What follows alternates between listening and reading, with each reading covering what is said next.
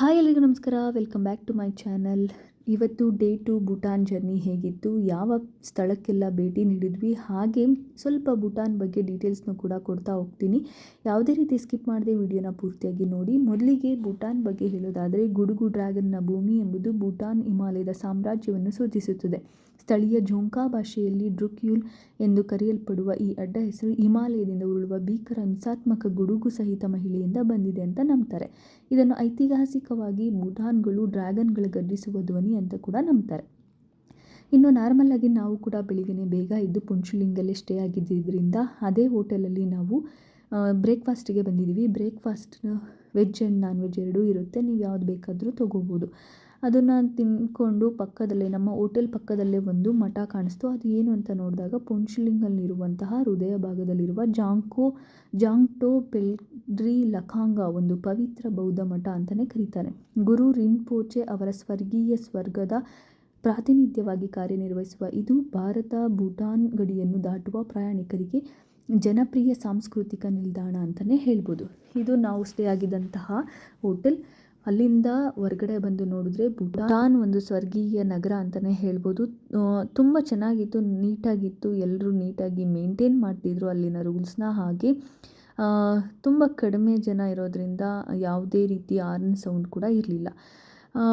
ಇದಿಷ್ಟನ್ನು ಹೇಳ್ತಾ ನಾವು ಇವತ್ತು ಪಯಣ ಮಾಡ್ತಿರೋದು ಥಿಂಪು ಕಡೆಗೆ, ಭೂಟಾನ್ನ ರಾಜಧಾನಿ ಥಿಂಪು ಕಡೆಗೆ. ಅದಕ್ಕೆ ಮುಂಚೆ ನನ್ನ ಔಟ್ಫಿಟ್ ಕೂಡ ನೋಡಿದ್ದೀರಾ. ನನ್ನ ಔಟ್ಫಿಟ್ ಆಗಿತ್ತು. ಅದಾದ ನಂತರ ನಾವೆಲ್ಲರೂ ಒಂದು ಕಡೆ ಸೇರಿ ಒಬ್ರಿಗೊಬ್ರು ಪರಿಚಯ ಆಗಿ ಅಲ್ಲಿನ ಗೈಡ್ಗಳು ನಮಗೆ ಅವ್ರದ್ದು ಒಂದು ಸಂಪ್ರದಾಯದ ಪ್ರಕಾರ ಒಂದು ಶಾಲ್ನ ಕೊಟ್ಟರು. ಅದು ಕಲರ್ಸಲ್ಲಿ ಕೂಡ ಕೊಡ್ತಾರೆ. ನಮಗೆ ಇವತ್ತು ಯೆಲ್ಲೋ ಕಲರಲ್ಲಿ ಸಿಕ್ಕಿತ್ತು. ಒಂದು ಧೈರ್ಯ ಮತ್ತು luck and down to earth ಅಂತ ಇದರ ಒಂದು ಅರ್ಥ ಅಂತ ಅಂದ್ಕೊಂಡಿದ್ದೀನಿ. ಅದನ್ನು ಇಸ್ಕೊಂಡು ನಾವೆಲ್ಲರೂ ಥಿಂಪು ಕಡೆಗೆ ಪಯಣ ಬೆಳೆಸಿದ್ವಿ. ಅದಕ್ಕಿಂತ ಮುಂಚೆ ನಮಗೆ 2 ಚೆಕ್ ಪೋಸ್ಟ್ ಸಿಗುತ್ತೆ. ಆ 2 ಚೆಕ್ ಪೋಸ್ಟಲ್ಲಿ ನಮ್ಮ ID-ಗಳನ್ನ ತೋರಿಸ್ಬೇಕು.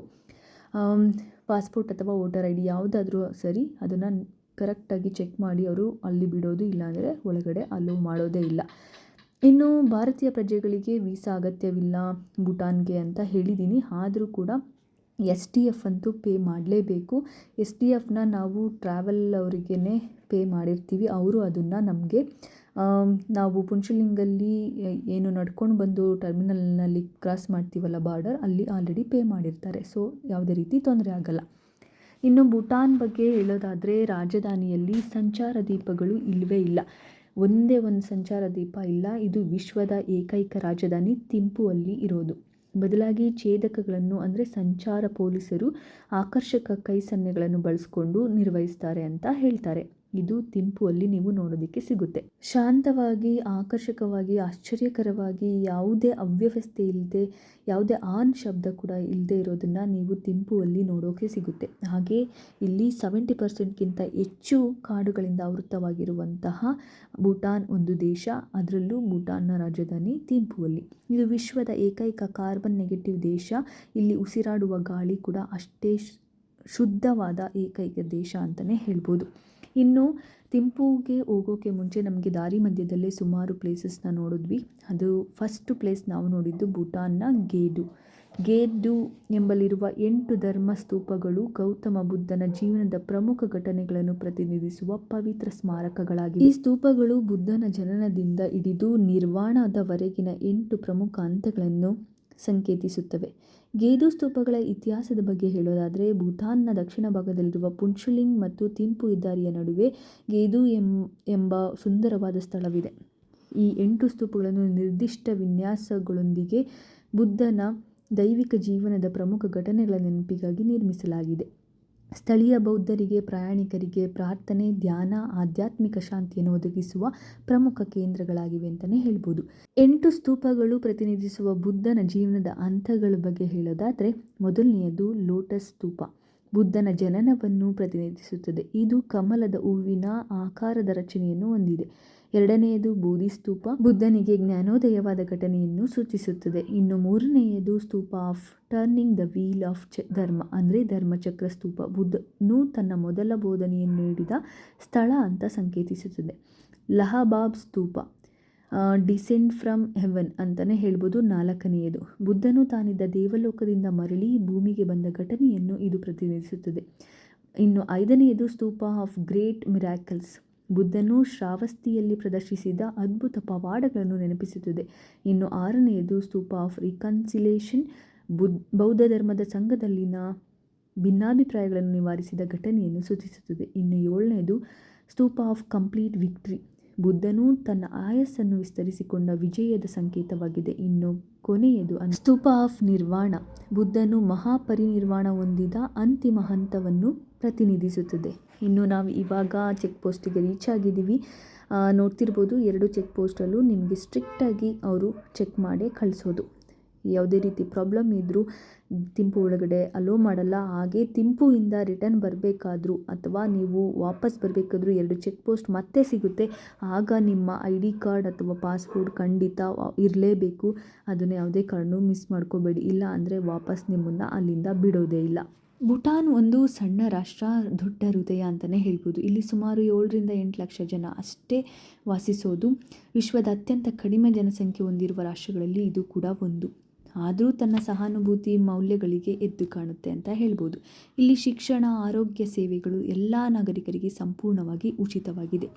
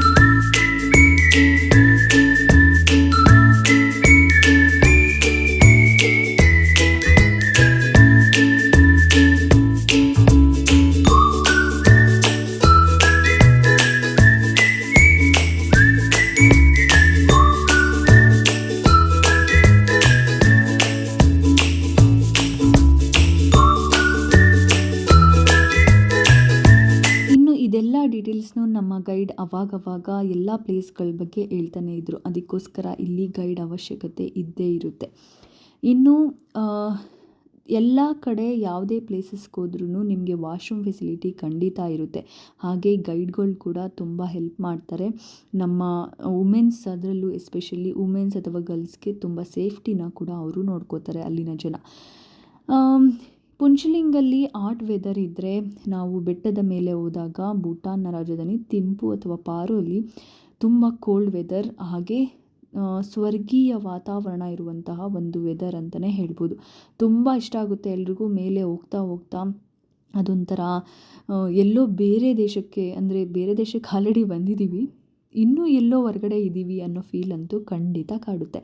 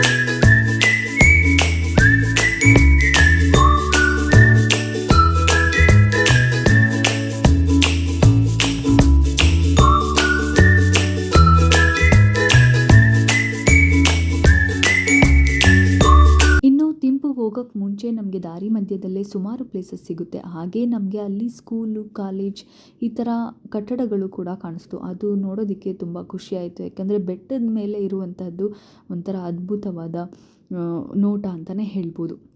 ಹಾಗೆ ಥಿಂಪುಗೆ ನಮಗೆ ಪುಂಚಲಿಂಗಿಂದ ಸುಮಾರು 120ರಿಂದ 130 ಕಿಲೋಮೀಟರ್ ಇರೋದ್ರಿಂದ ಸುಮಾರು 3-4 ಅವರ್ ಜರ್ನಿ. ಆದರೆ ಬೆಟ್ಟ ಹಿಂಗೆ ಸುತ್ತಿ ಹೋಗೋದ್ರಿಂದ ಸ್ವಲ್ಪ ಟೈಮ್ ಜಾಸ್ತಿನೇ ಹಿಡಿಯುತ್ತೆ ಅಂತಲೇ ಹೇಳ್ಬೋದು. ಗೇದು ಸ್ತೂಪನ ನೋಡಿಕೊಂಡು ನಾವು ಆಲ್ರೆಡಿ ಲಂಚ್ ಟೈಮ್ ಆಗಿತ್ತಂತ ಲಂಚ್ಗೆ ಬ್ರೇಕ್ ಕೊಟ್ವಿ. ಹಾಗೆ ಮಧ್ಯ ಚಿಕ್ಕ ಚಿಕ್ಕ ವಾಟರ್ ಫಾಲ್ಸ್ ಕೂಡ ಕಾಣಿಸ್ತಿತ್ತು. ಕೆಲವೊಂದು ವಾಟರ್ ಫಾಲ್ಸ್ ಈ ಕಾಡಿನೊಳಗೆ ಹೈಡ್ ಆಗಿದೆ, ಕೆಲವೊಂದು ವಾಟರ್ ಫಾಲ್ಸ್ ಡೈರೆಕ್ಟಾಗಿ ನೋಡೋದಕ್ಕೆ ಸಿಗುತ್ತೆ. ನಮಗೆ ಸುಮಾರು 3 ವಾಟರ್ ಫಾಲ್ಸ್ ಡೈರೆಕ್ಟಾಗಿ ನೋಡೋದಕ್ಕೆ ಸಿಗುತ್ತೆ, ಕೆಲವೊಂದು ಈ ಪ್ರಕೃತಿ ಮಧ್ಯೆ ಹೈಡ್ ಆಗಿದೆ ಅಂತಲೇ ಹೇಳ್ಬೋದು. ಗೇದು ಸ್ತೂಪ ಮುಂಚೆನೇ ಒಂದು ಚೆಕ್ ಪೋಸ್ಟ್ ಬರುತ್ತೆ, ಗೇದು ಸ್ತೂಪ ಆದಮೇಲೆ ಒಂದು ಚೆಕ್ ಪೋಸ್ಟ್ ಬರುತ್ತೆ. ಅದಾದ ನಂತರ ಲಂಚಿಗೆ ಸ್ಟಾಪ್ ಮಾಡಿ ನಾನು ಲೈಟಾಗಿ ಮ್ಯಾಗಿ ಮತ್ತು ಸ್ವಲ್ಪ ಹೆಡ್ಡೇಕ್ ಇತ್ತಂತೇಳಿ ಟೀನ ತೊಗೊಂಡೆ. ಮಸಾಲ ಟೀ ಚೆನ್ನಾಗಿತ್ತು, ತುಂಬ ಖುಷಿ ಆಯಿತು. ಹಾಗೆ ಬೇಗ ಸರ್ವ್ ಮಾಡ್ತಾರೆ. ಅಲ್ಲಿನ ಹೋಟೆಲ್ಗಳ ಒಂದು ವಿಶೇಷತೆ ಅಂದರೆ ಅಲ್ಲೇ ಪ್ರಿಪೇರ್ ಮಾಡಿ ಕೊಡೋದು, ಯಾವುದೇ ರೀತಿ ಇಟ್ಟು ಬಿಸಿ ಮಾಡಿ ಕೊಡುವಂಥದ್ದಲ್ಲ. ಸೊ ಅಲ್ಲಿ ಸ್ವಲ್ಪ ಹೊತ್ತು ಟೈಮ್ ಸ್ಪೆಂಡ್ ಮಾಡಿ, ಹಾಗೆ ಅಲ್ಲಿನ ಗೈಡ್ಗಳಾಗಲಿ ಯಾರೇ ಆದ್ರೂ ಸ್ವಲ್ಪ ಹೆಣ್ಮಕ್ಳಿಗೆ ಹುಡುಗಿರಿಗೆ ಅಂತ ಹೇಳಿ ಸ್ವಲ್ಪ ರೆಸ್ಪೆಕ್ಟ್ ಜಾಸ್ತಿನೇ ಕೊಡ್ತಾರೆ ಅಂತಲೇ ಹೇಳ್ಬೋದು. ಅಲ್ಲಲ್ಲಿ ನಮಗೆ ವಾಶ್ರೂಮ್ಸ್ ಫೆಸಿಲಿಟಿ ಎಲ್ಲವನ್ನು ನೀಟಾಗಿ ನೋಡ್ಕೋತಾರೆ. ಹಾಗೆ ಆ ಹೋಟೆಲಲ್ಲಿ ಭೂಟಾನ್ ಕರೆನ್ಸಿ ಕೂಡ ಕೊಟ್ಟರು, ಅದನ್ನು ಕೂಡ ನಮ್ಮ ಇಂಡಿಯನ್ ಕರೆನ್ಸಿ ಅಲ್ಲಿ ವರ್ಕ್ ಆಗುತ್ತೆ. ಹಾಗೆ ಚೇಂಜ್ ಕೊಡಬೇಕಾದ್ರೆ ಅವರು ಭೂಟಾನ್ ಕರೆನ್ಸಿ ಕೊಡ್ತಾರೆ, ಯಾಕಂದರೆ ಇನ್ನೂ ನಾವು 5 to 6 days ಅಲ್ಲೇ ಉಳ್ಕೊಳ್ಳೋದ್ರಿಂದ ಅದನ್ನು ಯೂಸ್ ಮಾಡ್ಕೋಬೋದು. ಅದನ್ನು ಕೂಡ ಫೋಟೋ ತಕ್ಕೊಂಡು ಅಲ್ಲಿನ ಒಂದು ಹೋಮ್ ಮೇಡ್ ಫುಡ್ಡನ್ನು ಕೂಡ ನಾನು ಟ್ರೈ ಮಾಡಿದೆ, ಅದು ಕೂಡ ತುಂಬ ಚೆನ್ನಾಗಿತ್ತು. ಅದನ್ನು ನೋಡಿಕೊಂಡು ನೆಕ್ಸ್ಟು ನಾವು ಹೊರಟಿದ್ದೆ ಥಿಂಪು ಕಡೆಗೆ. ಥಿಂಪುಗೆ ಹೋಗೋಕ್ಕೆ ಮುಂಚೆ ಮತ್ತೆ ಇನ್ನೊಂದು ಪ್ಲೇಸ್, ಭೂಟಾನ್ನ ಚುಕಾ ಜಿಲ್ಲೆಯಲ್ಲಿರುವ ವಾಂಗ್ಕಾ ಜಲಪಾತ. ಪ್ರಕೃತಿ ಪ್ರಿಯರಿಗೆ ಹೇಳಿ ಮಾಡಿಸಿದ ತಾಣ ಅಂತಲೇ ಹೇಳ್ಬೋದು. ಇದು ಪುಂಚಲಿಂಗ್ನಿಂದ ಥಿಂಪುಗೆ ಹೋಗುವ ಹೆದ್ದಾರಿ ಪಕ್ಕದಲ್ಲೇ ಕಾಣಿಸುತ್ತೆ. ಅಷ್ಟೇ ಅಲ್ಲದೆ ವಾಂಗ್ಕಾ ಪೊಲೀಸ್ ಚೆಕ್ ಪೋಸ್ಟ್ಗೆ ಎದುರಾಗಿ ಇದು ಇದೆ. ನೀವು ಪುಂಚಲಿಂಗ್ನಿಂದ ಥಿಂಪು ಕಡೆಗೆ ಪ್ರಯಾಣಿಸುವಾಗ ರಸ್ತೆ ಬದಿಯಲ್ಲೇ ಈ ಜಲಪಾತವನ್ನು ಕಾಣಬಹುದು. ಈ ಪ್ರದೇಶದ ಹತ್ತಿರವಿರುವ ಡಾಂಟಕ್ ವ್ಯೂ ಪಾಯಿಂಟ್ ಜಲಪಾತವನ್ನು ಕೂಡ ನೋಡೋಕ್ಕೆ ಅತ್ಯುತ್ತಮವಾದ ಸ್ಥಳ ಅಂತಲೇ ಹೇಳ್ಬೋದು. ಈ ಜಲಪಾತವು ಎತ್ತರದ ಬಂಡೆಗಳಿಂದ ಧುಮ್ಮಿಕ್ಕುವಾಗ ಕಣ್ಣಿಗೆ ಹಬ್ಬವನ್ನು ಉಂಟು ಮಾಡುತ್ತೆ. ಈ ಪ್ರದೇಶದಲ್ಲಿ ಸುಮಾರು 3 ಜಲಪಾತಗಳಿವೆ. ಆಗಲೇ ಹೇಳ್ದಂಗೆ ಕೆಲವೊಂದು ಹೈಡ್ ಆಗಿದೆ, ಕೆಲವೊಂದು ನೋಡೋದಕ್ಕೆ ನಮಗೆ ಸಿಗುತ್ತೆ. ಇನ್ನು ನಾವು ಥಿಂಪುಗೆ ಹೋಗೋವರೆಗೂ ಸುತ್ತಲೂ ಹಚ್ಚ ಹಸಿರಾದ ಒಂದು ಪರ್ವತ ಕಣಿವೆಗಳು, ತಾಜ ಗಾಳಿಯ ನಡುವೆ ಇರುವ ಈ ಜಲಪಾತದ ಬಳಿ ಫೋಟೋ ತೆಗೆಯೋದಕ್ಕೂ ಕೂಡ ಪ್ರವಾಸಿಗರಿಗೆ ಒಂದು ದೊಡ್ಡದಾದ ಹಬ್ಬ ಅಂತಲೇ ಹೇಳ್ಬೋದು. ಸಾಮಾನ್ಯವಾಗಿ ವಾಹನಗಳೆಲ್ಲನೂ ಇಲ್ಲಿ ನಿಲ್ಲಿಸಿ ಹೋಗ್ತಾರೆ, ಆ ವಾಟರ್ ಫಾಲ್ಸ್ ಕೂಡ ನೋಡ್ಕೊಂಡು ಹೋಗ್ತಾರೆ.